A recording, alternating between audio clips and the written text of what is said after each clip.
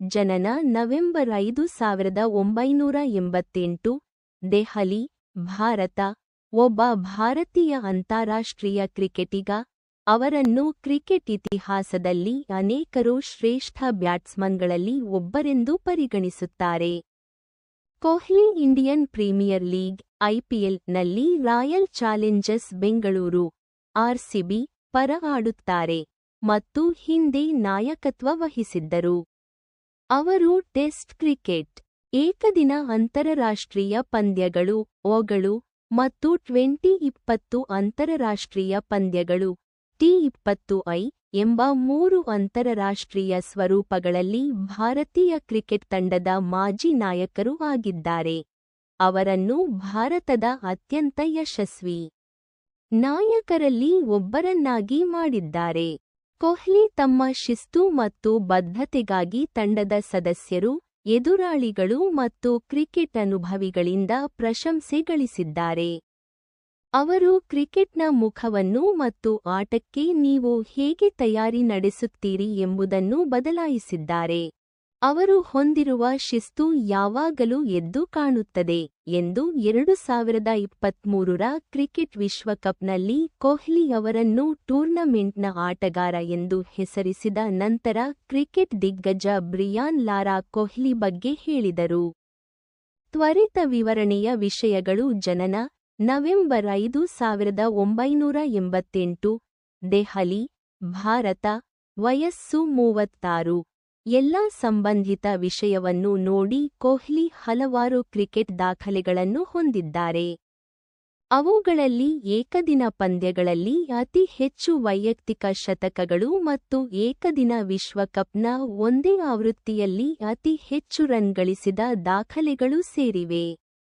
ಅವರು 3 ಸಂದರ್ಭಗಳಲ್ಲಿ ಜಾಗತಿಕ ಈವೆಂಟ್ಗಳಲ್ಲಿ ಟೂರ್ನಮೆಂಟ್ನ ಆಟಗಾರ ಎಂದು ಹೆಸರಿಸಲ್ಪಟ್ಟಿದ್ದಾರೆ: 2014 ಮತ್ತು 2016 ರ ಟಿ20I ವಿಶ್ವಕಪ್ಗಳು ಮತ್ತು 2023 ರ ಏಕದಿನ ವಿಶ್ವಕಪ್. ಕೊಹ್ಲಿ 2011 ರ ಏಕದಿನ ವಿಶ್ವಕಪ್, 2013 ರ ಐಸಿಸಿ ಅಂತರರಾಷ್ಟ್ರೀಯ ಕ್ರಿಕೆಟ್ ಕೌನ್ಸಿಲ್ ಚಾಂಪಿಯನ್ಸ್ ಟ್ರೋಫಿ ಮತ್ತು 2024 ರ ಟಿ20I ವಿಶ್ವಕಪ್ ಗೆದ್ದ ಭಾರತೀಯ ತಂಡಗಳ ಸದಸ್ಯರಾಗಿದ್ದರು. ಭಾರತ 2024 ರ ಟಿ20I ವಿಶ್ವಕಪ್ ಗೆದ್ದ ನಂತರ ಅವರು ಟಿ20 ಅಂತರರಾಷ್ಟ್ರೀಯ ಕ್ರಿಕೆಟ್ನಿಂದ ನಿವೃತ್ತಿ ಘೋಷಿಸಿದರು. ಪಂದ್ಯದ ಆಟಗಾರ ಎಂದು ಘೋಷಿಸಲ್ಪಟ್ಟ ನಂತರ ಕೊಹ್ಲಿ ಅವರ ಘೋಷಣೆ ಹೊರಬಿದ್ದಿದೆ.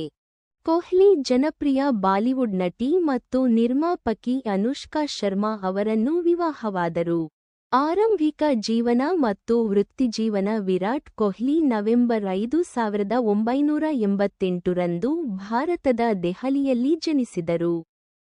ಅವರು ದೆಹಲಿಯಲ್ಲಿ ಬೆಳೆದರು ಮತ್ತು 1998 ರಲ್ಲಿ ರಚಿಸಲಾದ ಪಶ್ಚಿಮ ದೆಹಲಿ ಕ್ರಿಕೆಟ್ ಅಕಾಡೆಮಿಯಲ್ಲಿ ತರಬೇತಿ ಪಡೆದ ಮೊದಲಿಗರಲ್ಲಿ ಒಬ್ಬರು.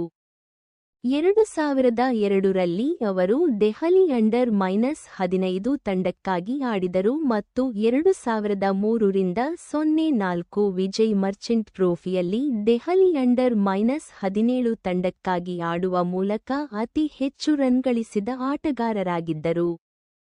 ಫೆಬ್ರವರಿ 2006 ರಲ್ಲಿ ಕೊಹ್ಲಿ ದೆಹಲಿ ಪರ ದೇಶೀಯ ಕ್ರಿಕೆಟ್ಗೆ ಪಾದಾರ್ಪಣೆ ಮಾಡಿದರು. ಭಾರತೀಯ ಸಶಸ್ತ್ರ ಪಡೆಗಳನ್ನು ಪ್ರತಿನಿಧಿಸುವ ತಂಡ, ಆದರೆ ಅವರಿಗೆ ಬ್ಯಾಟಿಂಗ್ ಮಾಡಲು ಅವಕಾಶ ಸಿಗಲಿಲ್ಲ. ಆ ವರ್ಷದ ನವೆಂಬರ್ನಲ್ಲಿ ತಮಿಳುನಾಡು ವಿರುದ್ಧದ ತಮ್ಮ ಪ್ರಥಮ ದರ್ಜೆ ಚೊಚ್ಚಲ ಪಂದ್ಯದಲ್ಲಿ, ಪ್ರಥಮ ದರ್ಜೆ ಕ್ರಿಕೆಟ್ 3 ಅಥವಾ ಅದಕ್ಕಿಂತ ಹೆಚ್ಚು ದಿನಗಳ ಪಂದ್ಯಗಳನ್ನು ಸೂಚಿಸುತ್ತದೆ ಮತ್ತು ತಲಾ 11 ಆಟಗಾರರ 2 ತಂಡಗಳನ್ನು ಒಳಗೊಂಡಿರುತ್ತದೆ, ಕೇವಲ 10 ರನ್ಗಳನ್ನು ಗಳಿಸಿದರು. ಡಿಸೆಂಬರ್ನಲ್ಲಿ ಕರ್ನಾಟಕ ವಿರುದ್ಧದ ಪ್ರಥಮ ದರ್ಜೆ ಪಂದ್ಯದಲ್ಲಿ ಅವರು ಕಠಿಣ ಪರಿಸ್ಥಿತಿಯಲ್ಲಿ 90 ರನ್ಗಳನ್ನು ಗಳಿಸಿದರು, ದೆಹಲಿ ಟೆಸ್ಟನ್ನು ಡ್ರಾ ಮಾಡಲು ಸಹಾಯ ಮಾಡಿದರು. ಏಪ್ರಿಲ್ 2007 ರಲ್ಲಿ ಅವರು ಹಿಮಾಚಲ ಪ್ರದೇಶ ವಿರುದ್ಧದ ತಮ್ಮ ಟಿ20 ದೇಶೀಯ ಚೊಚ್ಚಲ ಪಂದ್ಯದಲ್ಲಿ 35 ರನ್ಗಳನ್ನು ಗಳಿಸಿದರು. 2008ರಲ್ಲಿ ಮಲೇಷ್ಯಾದ ಕೌಲಾಲಂಪುರದಲ್ಲಿ ನಡೆದ ಐಸಿಸಿ ಅಂಡರ್-19 ವಿಶ್ವಕಪ್ನಲ್ಲಿ ಕೊಹ್ಲಿ ಅಂಡರ್-19 ಭಾರತೀಯ ಕ್ರಿಕೆಟ್ ತಂಡವನ್ನು ಗೆಲುವಿನತ್ತ ಮುನ್ನಡೆಸಿದರು. ಅವರ ಸಾಹಸಕ್ಕೆ ಆರ್ಸಿಬಿಯಿಂದ $30,000ಗೆ ಐಪಿಎಲ್ ಒಪ್ಪಂದ ದೊರೆಯಿತು. ಆ ವರ್ಷ ಅವರು ಅಂತಾರಾಷ್ಟ್ರೀಯ ಏಕದಿನ ಪಂದ್ಯಕ್ಕೂ ಪಾದಾರ್ಪಣೆ ಮಾಡಿದರು. ಶ್ರೀಲಂಕಾದ ದಂಬುಲ್ಲಾದಲ್ಲಿ ಶ್ರೀಲಂಕಾ ವಿರುದ್ಧದ ಸೋಲಿನಲ್ಲಿ ಬ್ಯಾಟಿಂಗ್ ಆರಂಭಿಸಿದರು ಮತ್ತು 12 ರನ್ ಗಳಿಸಿದರು. 2009ರಲ್ಲಿ ಆಸ್ಟ್ರೇಲಿಯಾದಲ್ಲಿ ನಡೆದ ಉದಯೋನ್ಮುಖ ಆಟಗಾರರ ಟೂರ್ನಮೆಂಟ್ನಲ್ಲಿ ಅವರು 9 ಇನ್ನಿಂಗ್ಸ್ಗಳಲ್ಲಿ 405 ರನ್ ಗಳಿಸಿದರು. ಅವರು ರಾಷ್ಟ್ರೀಯ ತಂಡದ ಆಯ್ಕೆದಾರರ ಮನಸ್ಸಿನಲ್ಲಿ ಅಗ್ರಸ್ಥಾನದಲ್ಲಿರುವುದನ್ನು ಖಚಿತಪಡಿಸಿಕೊಂಡರು. Indian Premier League Virat Kohli ತಮ್ಮ ಐಪಿಎಲ್ ವೃತ್ತಿಜೀವನದುದ್ದಕ್ಕೂ ರಾಯಲ್ ಚಾಲೆಂಜರ್ಸ್ ಬೆಂಗಳೂರು ಪರ ಆಡಿದ್ದಾರೆ ಮತ್ತು ಐಪಿಎಲ್ ಇತಿಹಾಸದಲ್ಲಿ ಕೇವಲ ಒಂದು ಫ್ರಾಂಚೈಸಿ ಪರ ಆಡಿದ ಏಕೈಕ ಆಟಗಾರ. ಆರ್ಸಿಬಿ ಪರ ಅವರ ಮೊದಲ 2 ಋತುಗಳಲ್ಲಿ ರನ್ಗಳ ವಿಷಯದಲ್ಲಿ ಹೆಚ್ಚಿನ ಲಾಭ ಸಿಗಲಿಲ್ಲ. ಆದರೆ 2010ರಲ್ಲಿ ಉಪನಾಯಕನಾಗಿ ಬಡ್ತಿ ಪಡೆದ ನಂತರ ಅವರು ಕೆಲವು ಅತ್ಯುತ್ತಮ ಪ್ರದರ್ಶನಗಳನ್ನು ನೀಡಿದರು. 2011ರ ಐಪಿಎಲ್ ಹರಾಜಿನ ಮೊದಲು ತಂಡಗಳು ತಲಾ 4 ಆಟಗಾರರನ್ನು ಉಳಿಸಿಕೊಳ್ಳಬೇಕೆಂದು ಲೀಗ್ ಅಧಿಕಾರಿಗಳು ಆದೇಶಿಸಿದರು.